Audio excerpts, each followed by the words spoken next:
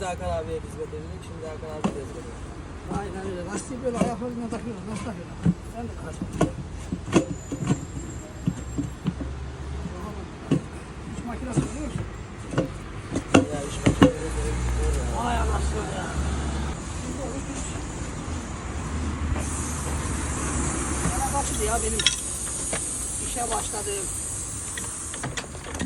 Hakan abi sen ilk baştan beri mi lastik? Duraklatmamız ya.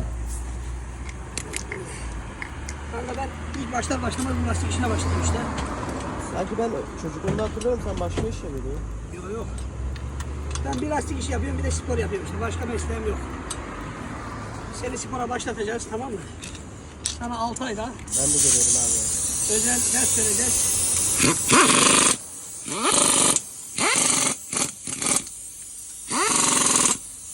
Bunun derdi ne acaba kaçırıyor? Dikkat et abi.